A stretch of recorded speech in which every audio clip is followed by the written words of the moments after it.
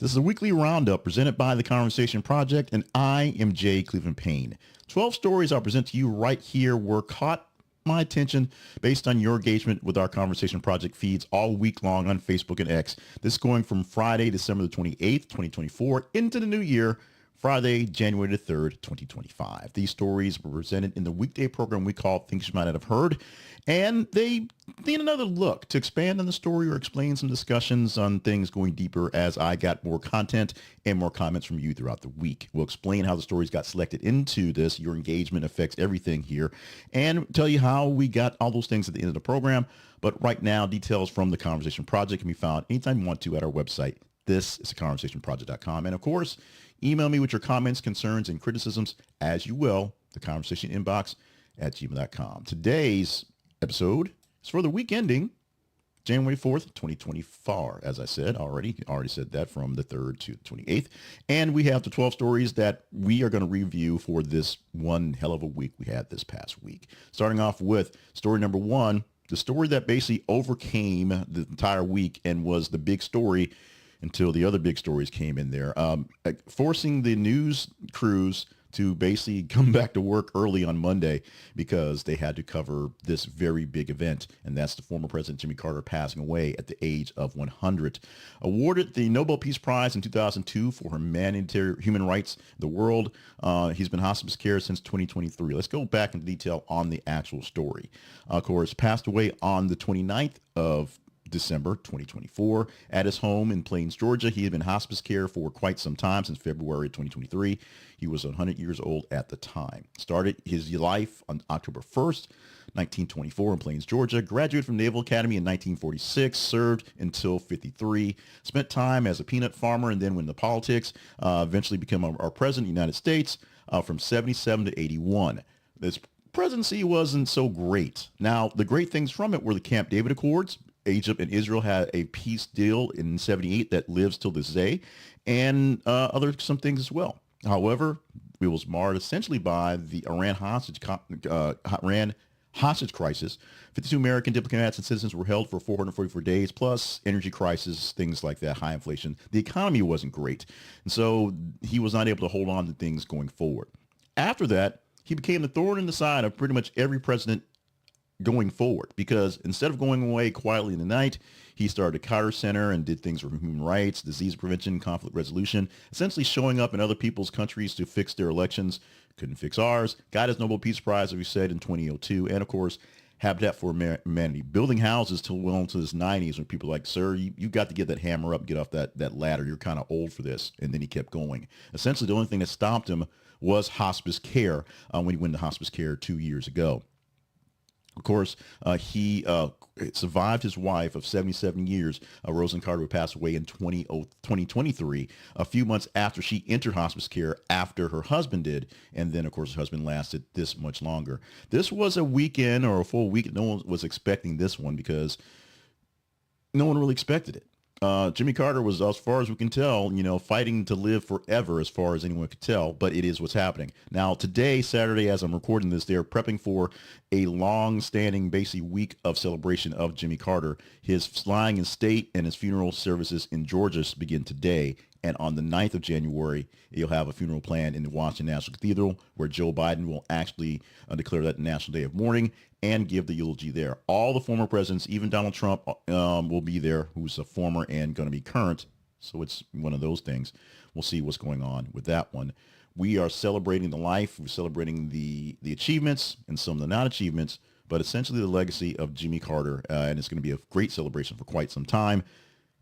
The big wrinkle in this is, of course, President Biden has ordered all flags be flown at half staff until essentially the 30th, which means by the time we have the inauguration on the 20th, Donald Trump's will have to see the flags at half staff. He's not happy about that. Right now, that's the only thing he's really complaining about, other than the fact that he can now say that Biden's the worst president alive because Jimmy Carter's dead.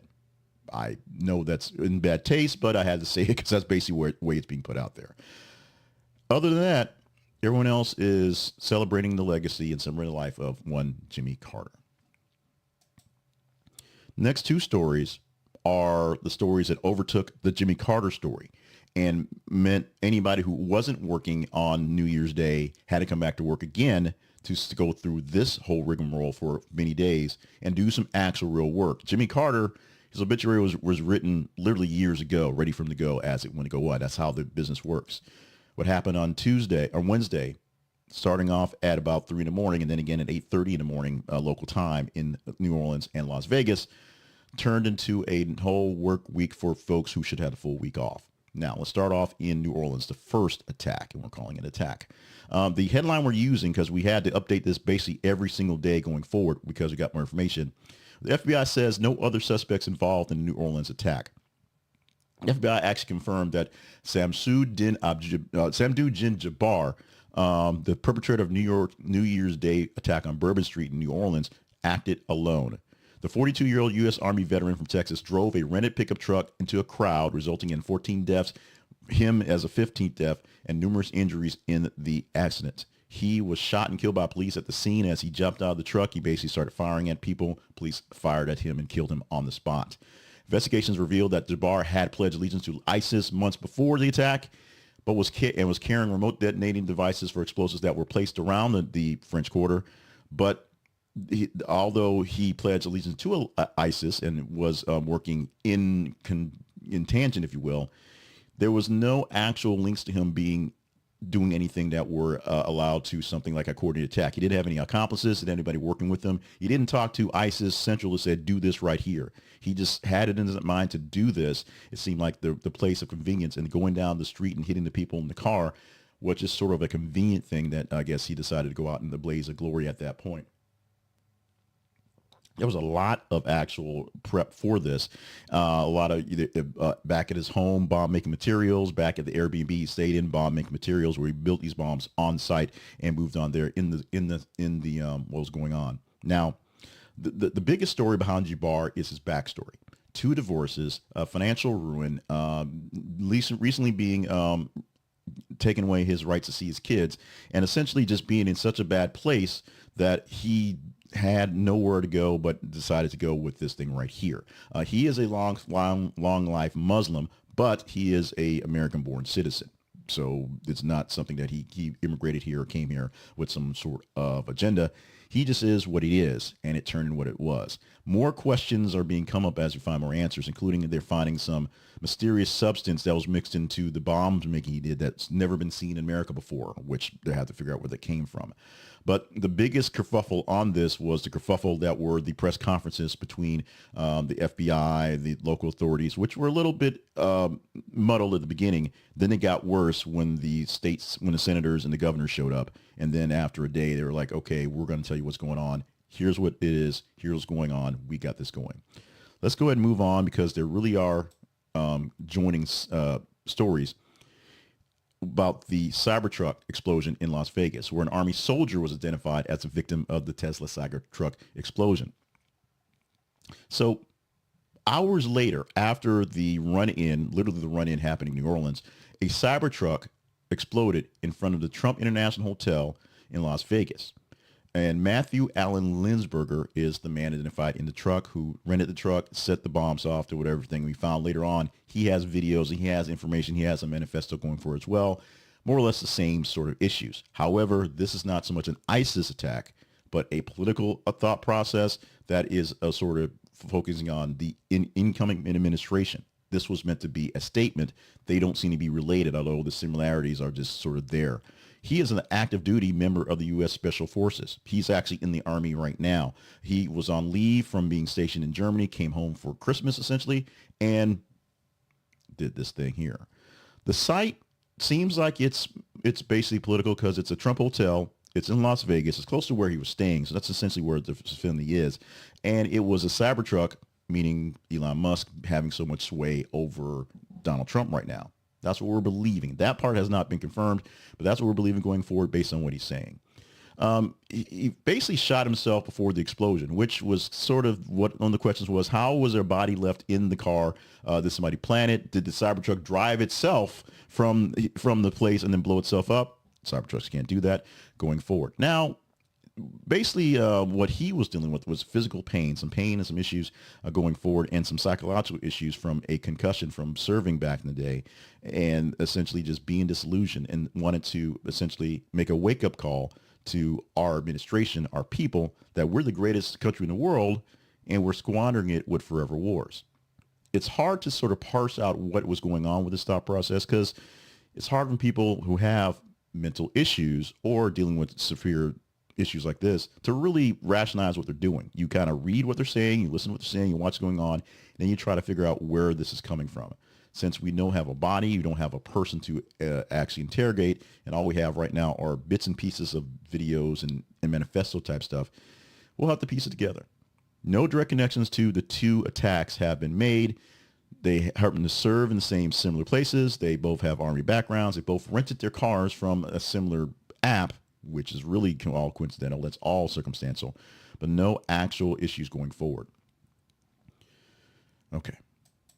So the fourth story going along with those other two continues with the coverage. And this is a story that gets, you just got to go with me on this one.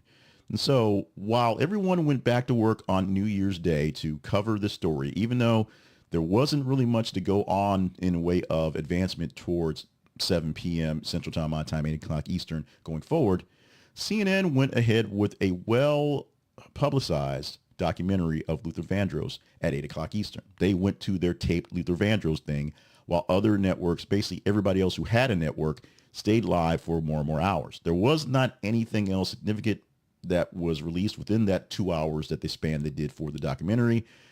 But they were the only news network that was not live, showing something that was pre-taped, showing something that was well promoted instead of doing news. Here's the thing. I'm really, pissed about it happening. CNN is my main source of whatever. I was not watching CNN when it went to the special. I actually was flipping through other things beforehand and then turned back and looked and saw that about 15 minutes into 7 o'clock my time local, they were showing the documentary, so I tuned out CNN for the rest of the night. But the critics who basically said, this is breaking news. This is stuff that needs to be taken care of. This is stuff we need to keep on to. And the fact that literally all the other networks do have a bad habit of going to something taped when something happens, and CNN going live and sticking with it, bumping out all their other documentaries, all their other than 90s and history of sitcom, and now there's the new stuff. They'll bump all that stuff all day long. But because of this documentary, which I'm pretty sure was based off financial issues, they basically had a contract to play this thing. CNN's not said any word on why they did or didn't do it. They had a contract to play it. They had to get it on there. It's there. They did not try to bump it or anything else. They bumped the Sugar Bowl by a day, the football game that was set in New Orleans by a day to deal with what was going to happen. They could not delay this movie for 24 hours. CNN could not. They just didn't.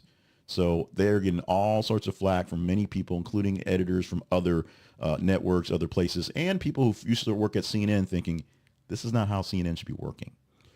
So, of course, and Luther Never Too Much was, of course, directed by Don Porter, and so they got their props on that one. CNN not commenting on why they went with the movie instead of going with more news coverage. They went back to it afterwards, I'm sure.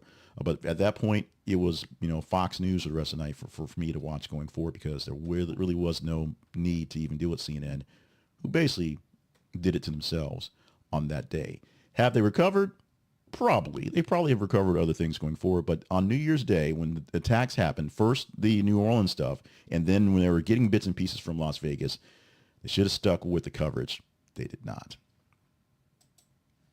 A Christmas miracle, literally, coming from Britney Spears, who calls her son Jaden that a miracle and a genius, as she got to spend time with him for Christmas. The 43-year-old joyfully reunited with her 18-year-old son Jaden James Federline over the Christmas holiday after a 2-year separation. They shared some happiness on Instagram with pictures like this one, posting the video of the reunion with the best Christmas of my life tagline from Britney Spears. In the video, she's dressed in festive red dress and introduces Jaden to her followers, calling him my baby and planting a kiss on the cheek. The mother and son duo wish everyone a happy Christmas, Merry Christmas because it's here, and stand in front of a fireplace with a decorated tree. Now, the older son, his older brother, Sean Preston, was not there. She is still estranged from him. But following the 2007 divorce, the boys went to live with their father, of course, Kevin Federline, and because of issues with that, they've been separated for quite some time. There's all this stuff about being in Hawaii and child support to 19-year-olds, things like that. A lot of the rumorish innuendo stuff we've done all this time. What we do have is good news, as the younger son, the 18-year-old, wanted to hang out with mom for this Christmas. The older son, the 19-year-old, still apparently is a bit estranged. We'll see how that goes on. We're happy for good news for Britney Spears, because she could use some good news, especially in this season, and especially as this year is already playing itself out. This is not a picture of Donald Trump having an interview with Kara Swisher. This is a picture of Donald Trump hanging out with Elon Musk in his aviator glasses, one of many pictures out there of them doing stuff as they're palling around. And this picture doesn't necessarily go around with the headline. It's just a picture of the two. But this week, we have Musk getting some support for his stance on the H-1B visas, saying they're good for America because Americans aren't good for the jobs. Because Trump says he's down with the H-1Bs. So the complicated issue of H-1B visas are specific visas for bringing in foreign workers in specialized fields. These are people who have bachelor's degrees or more and working jobs like medical jobs or tech jobs that need specialized education, specialized training, and be able to work immediately. And these are people that are trained, ready to go. They come and they are signed off by different companies. So their visa is based off a certain company. And when you come in, you're indentured servitude to that company for the country, because they can pay you what they want to, normally lower wages than Americans would ask for. And if they fire you, you have about 60 days to get hired on to another company with a new visa, or you go back. That's how life works with those things. Elon Musk and Vivek Ramaswamy had a big Twitter beef, X beef last week, basically literally calling Americans the R word, figure out which R word you want to, and saying they're not smart enough, can't do anything, and needing more schooling. Yet Trump's going to dismantle the Department of Education, which also seems like a contradiction. Trump jumped in back in his Doge boys, even after Steve Bannon's like, this is why Elon Musk is such an evil person. So we know Bannon's not back in the party yet. Trump backed the H-1B visa, saying he uses them all the time for his properties. They're great. They're good people. Trump may have had those confused with H-2B visas, which are visas for people who do hospitality type work for his properties, because his properties are hotels, not H-1B visas, which are for people who are doing things for tech work. Now, confusion aside, we know what side he's going on. And the biggest issue on this one is the MAGA Civil War that, of course, that news got squashed over the passing of Jimmy Carter and, of course, the attacks on the 1st of January. The MAGA Civil War were people in MAGA world who essentially are not for any immigration anyway. America first, America always, keep all those others out. And Elon Musk is like, well, yeah, that makes sense, but we need these folks from India and China. We need those guys. Those guys are good for us because you guys aren't very good. Basically calling the base folks not very baseless, or maybe baseful, or just not very smart. Let's go with not very smart. Let's use that analogy. This is Musk calling the people who basically got his guy elected, even though he basically funded for it, not very smart. And that may not be very smart going forward. If you're enjoying the news coverage that we give you for the Conversation Project, if you're new to this thing and you're seeing what we're having on here, there's a lot going on in this, and we'll take more explanation in a bit. But we've got 6 stories down, 6 more stories to go from the past week that we're revisiting from you guys telling me they were conversational, worth talking about. We need you guys to have more guys to talk about conversational stories. So this is where I ask you to like the stories. Give a like to the video you're watching here.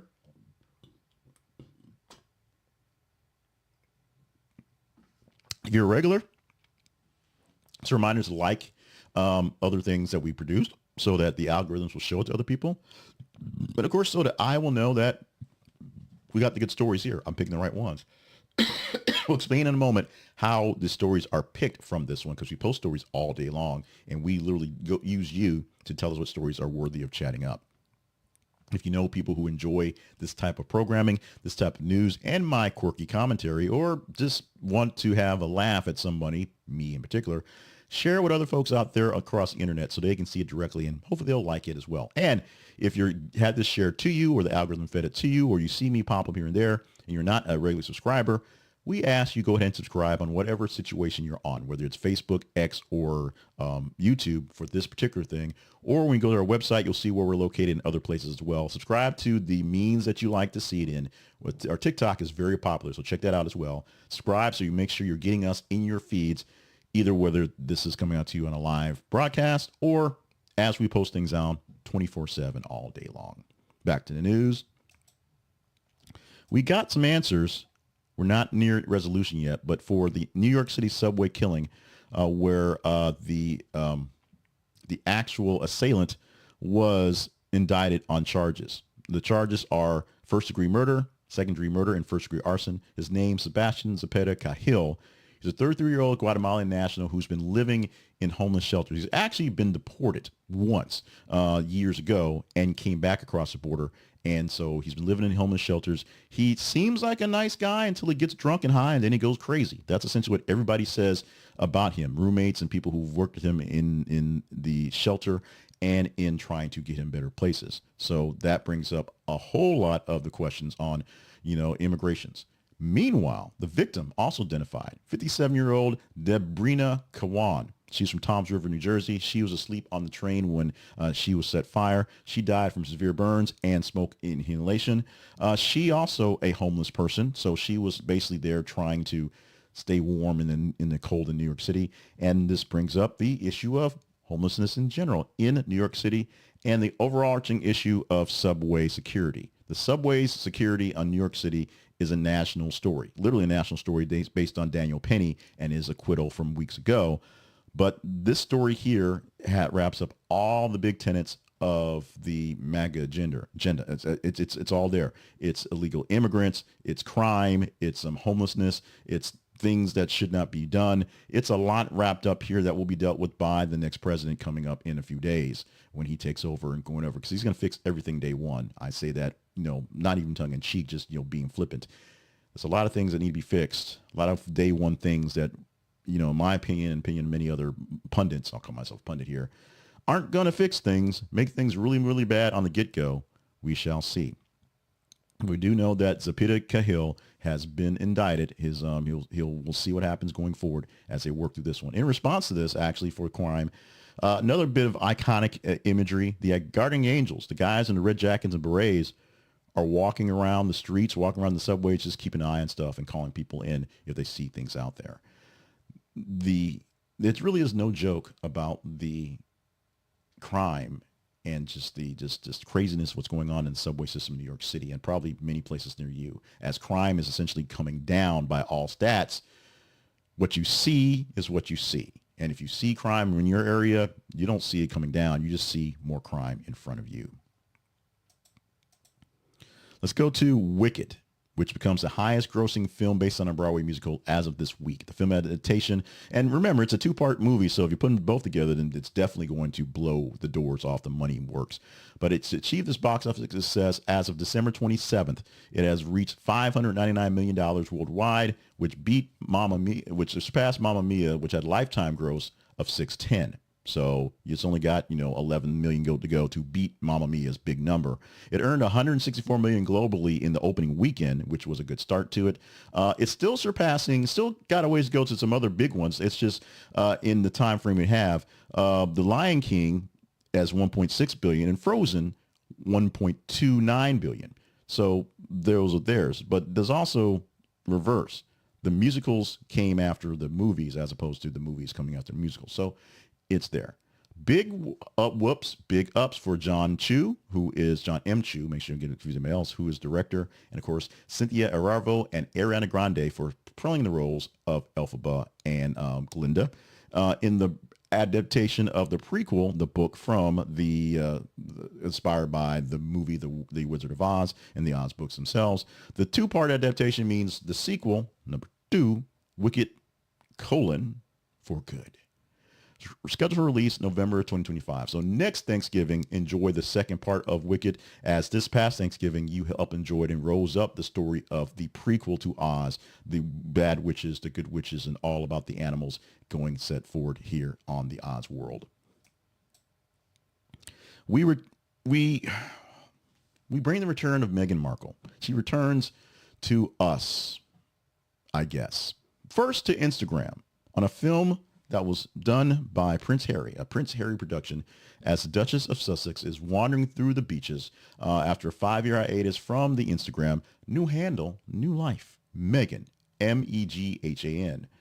And the first post is a video of her on the beach, Montecito, California, writing 2025, symbolizing a fresh start to the new year, a fresh start for her. Her account within days, like 24 hours, 812,000 followers, from 0 to 812,000 off the bat. And I don't even know who did that. Of course, she's also coming back to us in actual paid stuff, which is With Love, Meghan, a series coming to January 15th to us on Netflix. So in about a week or so, you'll see the 8-part series showcasing her engaging in activities such as cooking, gardening, and entertaining, reflecting her lifestyle interests reminiscent of her former blog, The Tig. Here's the thing. She actually is launching a new lifestyle brand, and that's sort of what the whole big deal is. It's actually promotion for a new brand coming up where she's going to sell candles and plushies and things like that. So she's making money and she's promoting herself and she's getting back into the business. The acting thing might not working so much. She probably should have went out for Suits LA. I'm sure they would have taken her back. I think the Suits guys are all back they're just in LA as far as I can tell. All I see is Suits LA, and I see the guys doing the T-Mobile commercials. So I'm guessing they're all trying to get back into the game again. But we're going to see more of Meghan Markle doing her thing as she's selling stuff. Her new line of lifestyle stuff coming out there, which will be promoted on this Netflix show. So make sure you know that it is blatant propaganda and commercialism, because it is just a commercial. Plus the Instagram. She can make thousands of dollars as an Instagram influencer, but since she's got her own stuff to sell, we know that. A bit of resolution for the death of Liam Payne, as 5 people are charged in connection with Liam's death. Now, I believe a 6th person was actually charged later in the day after I actually pulled this article and pulled it up. So it may be 6 people total, or it may just be more details. There are more details on another person that was in the whole article. But in the wake of his death in Buenos Aires on October 16th of 2024, 5 individuals were actually indicted over the past week. Of course, he died from falling from a 3rd-floor balcony of his hotel room in the Casa Sur Palermo Hotel in Buenos Aires. But his toxicology report shows that he had the presence of alcohol, cocaine, and prescription drugs in his system at his death. Who was charged? Gilda Martin and Esteban Grassi, the hotel manager and receptionist. Suppliers of the drugs were Ezequiel David Pereira and Brianna Newell Palsy, a hotel employee and a waiter who got him drugs, and a companion that was with him, Rodela Norez, who is a dual U.S. and Argentine citizen for negligent homicide, essentially not being able to keep him under control. We're going to see this thing play out for many different things. The ranges of sentences go from 1 year to 15 years based on what they're actually charged on, who's charged with what, and how many people are charged.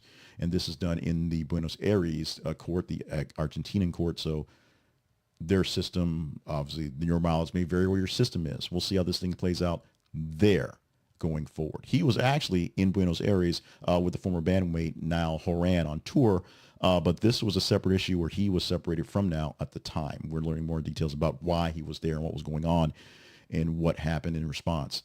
We'll get more details. It will get more harried, if you will, but we have this to, I guess, get some bit of, not quite a closure yet, but some more exposure, some more clarity in the situation, and some sort of retribution, if you will, towards the end.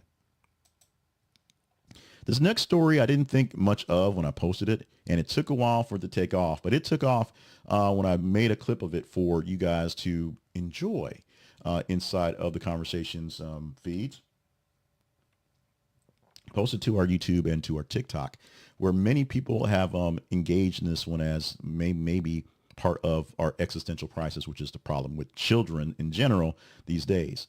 Oklahoma had a law, or maybe not had a law, that required students to enroll in college, trade school, or military to graduate from high school. Now, this is not unheard of, where many high schools, many states have requirements that are beyond just the grade work going forward. Here in Arkansas, we've talked about the CARES Act, which requires students to do so many hours of essentially what's listed as public service, but it kind of looks a whole lot like indentured servitude, like actual work qualify for their graduation from high school. This is a bill known as House Bill 3278 that my words, and so maybe ChatGPT got it wrong, but the governor signed into law in May called the Graduation Act of 2024, which is supposed to go into effect in 25-26 school year. So I don't know, it's now or next fall, essentially, where all high school students have to be on a certain track. They have the various tracks for what they need to do for their actual curriculums, and they're different based on where they're going. But they basically have to have a pledge in the 8th grade to go into whether they're going on a college track, they're going to work towards a college degree, whether they're going on to a trade school track and they work on things that work towards that, or if they're planning on joining the military, which will essentially is an either or if you want to, but they're joining the military essentially as an enlisted person and go off to do what they need to and get their job security theirs. This will get students a chance to graduate, get their diploma, and then go on to some level of least burden. Here's where it gets complicated. No one's paying for the trade schools. No one's paying for the college. Unless they have their own little things. But this is not, you must choose for college and here's your pot of money to carry with you. This is, you must go to college, you must go to trade school, or you must go to the military because we don't want to deal with you. So once you get done with this, who's going to actually enforce it? It also takes away the choice to just not do anything, which may not seem all that great, but it's not a problem if a few students, a few folks just not do anything. There's no problem with just sort of wandering through life, being an artist, going off on tour with Bon Jovi, doing things like that, assuming that there's no serious, mental grief or financial burden to other folks. So there's that. So you can't go on tour Bon Jovi. I'm sorry, Bon Jovi. You can't get any people who are in the 8th grade as of this year in the state of Oklahoma because they can't go on tour with you unless they already had their college degree or they've been in the military so far. So that's the big deal on this one.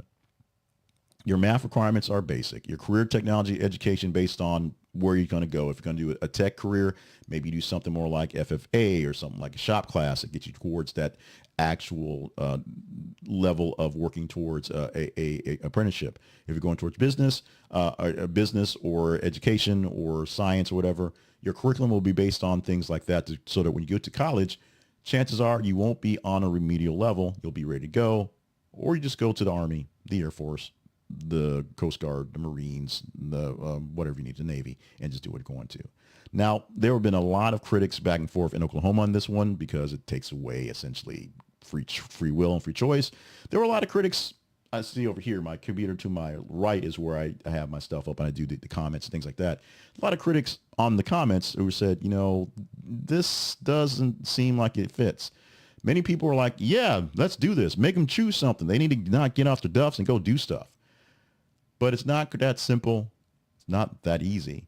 And from some comments I have, the bill may not be quite what I think it is based off of the work that my robot editor and ChatGPT pulled up on. Although I read an article that said, this is what happened, and then I pulled up some aggregated stuff that says this is what happened. Maybe it's not exactly what it's cracked up to be. But it did bring up the discussion that it's a big discussion that we all should have. And it's a part of a greater discussion about millennials and children today and what's going on and what's wrong with them these days. Maybe something's not so much wrong with them, but what the path they have to go forward is that we're providing them is not so great. This might help out. This might be something that catches on fire across the nation or other states. And of course, we'll see what happens if our Department of Education, if it exists or not within a year or so, wants to jump in to make sure that students, while they're in school, in that age, are working towards greater things. And when they're out of school, once they get on going forward, that education was not just a waste of time and babysitting them for 18 years. It took them to something to go forward. Our 12th story, our final story today, is a bit of a cheeky one, pun intended, because we talk about Robbie Williams, and this is one that took a little while to get to as well. One we posted out there for your responses to on the back end. We put out there for your engagement. It got into things you might have heard. We put it back out there to talk about more, and the consensus is it's all true. The headline, Brits defend Robbie Williams after Americans claim not to know him following biopic release. The biopic is called Better Man. It stars the voice of Robbie Williams and a CGI monkey playing him. It's an inside joke because Robbie Williams calls himself basically a performing monkey. And so they use a performing monkey to do his life story with the monkey in CGI. Now, it's his voice, his mannerisms, and it's just, at least there's some guy who's doing the CGI stuff going forward. Robbie Williams was lead singer from Take That, who gained great fame in the 1990s as a member of that boy band in Britain. He also had Angels, Rock DJ, and Millennium as a solo guy. The problem is, it's Take That. It's not actually One Direction. Where people knew who One Direction was, people are having a hard time scratching heads thinking, Robbie Williams? Who's that guy? And that's a consensus. The people from the States on this side of the pond are like, who's this dude and why is there a monkey on TV? The people overseas are like, he's like one of the biggest guys ever, but yeah, why is there a monkey on TV? There's a lot of back and forth on the portrayal because it's unconventional. It's receiving lots of positive reviews on what's going on, how it's doing it. And the joke on itself, the fact that a monkey is going to be a pop star and it's the real life of a pop star who's being portrayed as a monkey makes it a bit more cheeky on that end. But yes, the back and forth between the Brits and the rest of us, or the Europeans and the rest of us, Robbie Williams was a big guy over there, not so big over here. I do remember Millennium, but I also remember being kind of a weakish song. So yeah, that's me. But yeah, I'm all hip hop and grunge. So, that's all me. We wrapped up our 12 stories that we re-reviewed from the past week. Now, we're going to talk right now about our sponsor because the sponsor helps us get the goods on most of our stories we put out there all week. We go through aggregation and other news sites, other places for various news stories, and we look for headlines. We look for things that pop up. We use a lot of the X as well for things that pop up as trending stories and ideas and things that are populating. But sometimes we don't quite understand where the story is coming from, what it is, and why it's being covered. And so because of that, I use ground news.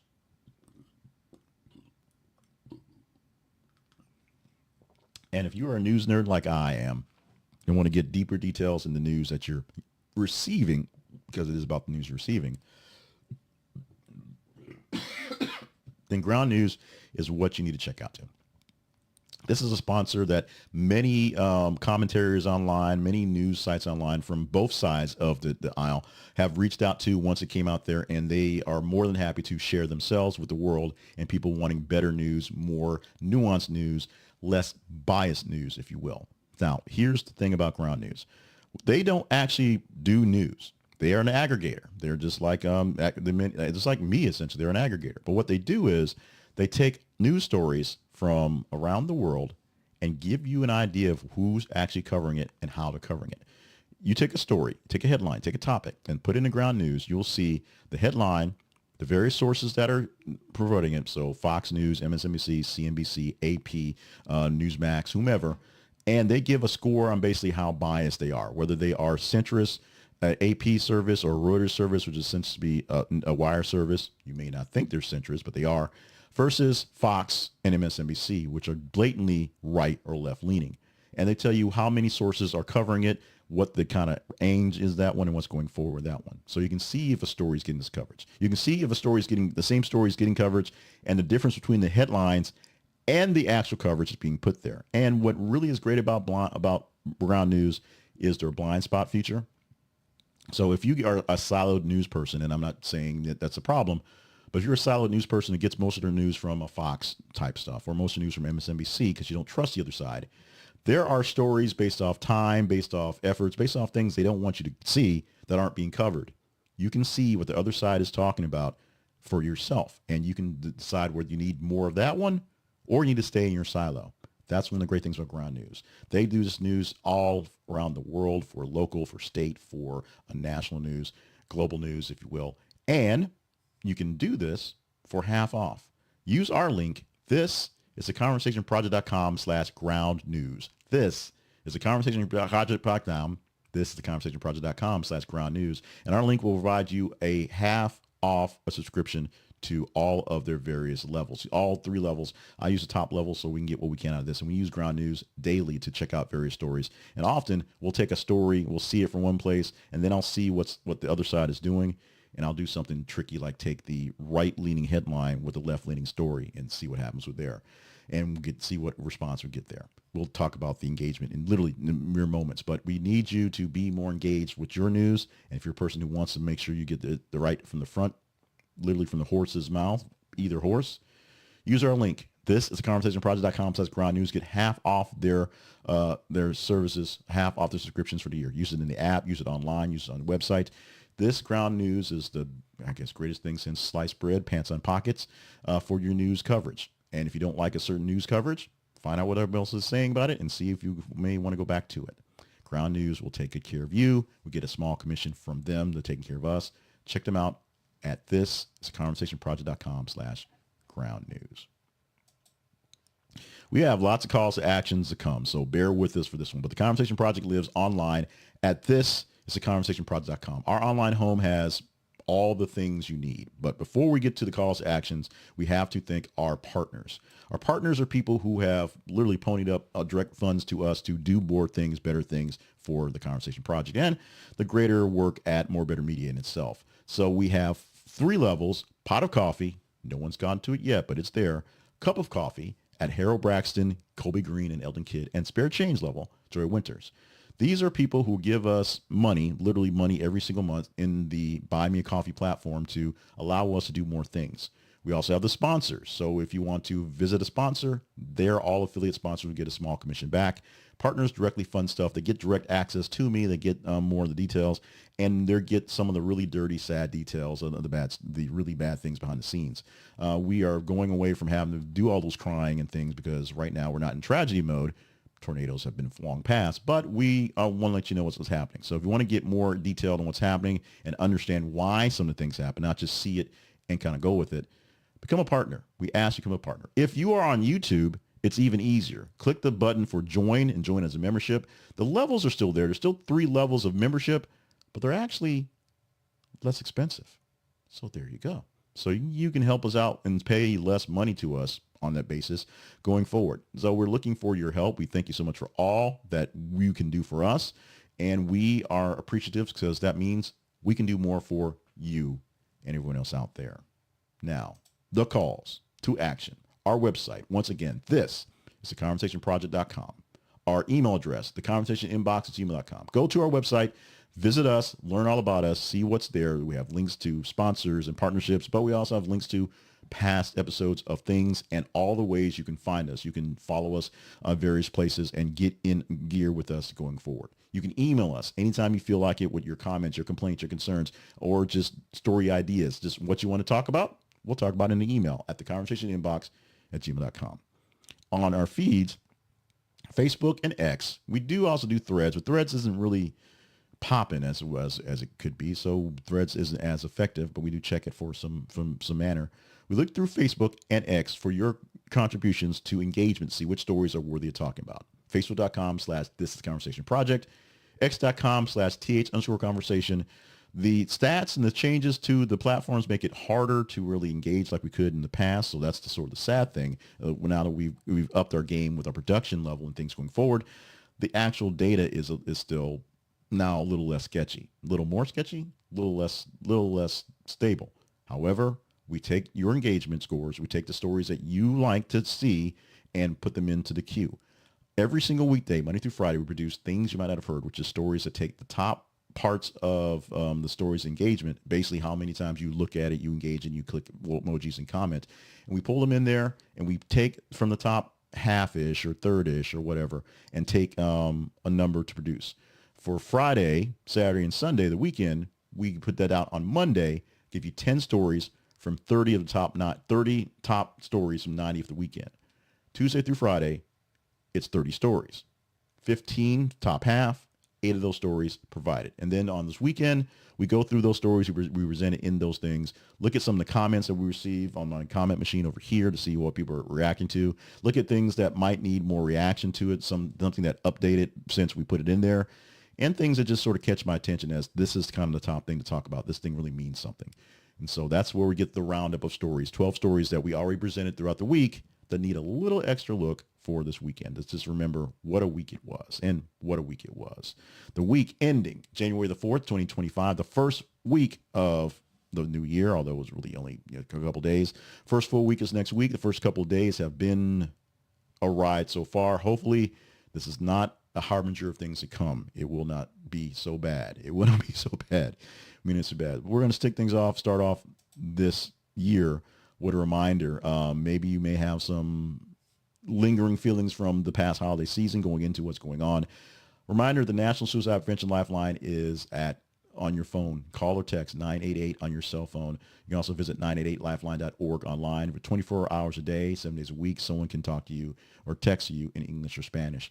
No real thing to go with that one, although the sadness that was the week that was can be there. But coming out of the holidays, coming out of this season, hope things usually get a little bit brighter, except for people who can't quite overcome the newness of the new year and still are stuck in old year sort of way. So if you need some help, if you need to talk to someone, don't forget about the National Suicide Prevention Lifeline. If you're new here, this is not an every week PSA, but when times do a lot, we do remind you of that one. Remind you that we'll be back again next week with another edition of the Weekly Roundup, and back again on Monday with episodes of things you might have heard, and back all weekend, all time long on the feeds on Facebook and X, facebook.com/This Is the Conversation Project, x.com/TS_conversation, and of course threads.net/@This Is the Conversation, where we post every 50 minutes or so. I don't think I said that part. Every 50 minutes or so, we're posting new headlines. So as you're checking your feeds all day, all the time, you will see what we're chatting about, what we're talking about, what we'll get into, and you just engage in them. Hit emoji face, comment, go forward with that one. The higher ones that get in there, better chance of talking about it in the shows, and better chance of talking about it again in this thing here. Where I was going with this was we do quick pop-up videos and recaps of other videos throughout the day, all day long, all weekend long as the time allots. We go back to a full-time schedule for work, so it may be a little bit more structured, if you will. But as stories a lot, as time pop in, as I can pop up my phone and give a little bit of updates, we're going to do more things going forward. We'll have more real shorts than we do in 60 seconds of just updates and things. We have more produced stuff and more long-form produced stuff that goes deeper in detail of things we're talking about in the news and how things happen, sort of the backdrops and why conversations do or do not happen. So I think we did well this week. A little long in the show, but hey, we come back for a lot of holiday glad tidings and holiday sad tidings from the really busy holiday weeks we had. Hopefully you enjoyed what we had here. Like, share, and subscribe if you did. Comment if you want to. And, of course, email me at theconversationinbox@gmail.com to let me know what we're doing well, what we can do a little less badly, I guess. In the meantime, what 12 stories of the many we'll produce all next week will we talk about in this program here? We'll see you in 7 days, and you'll find out.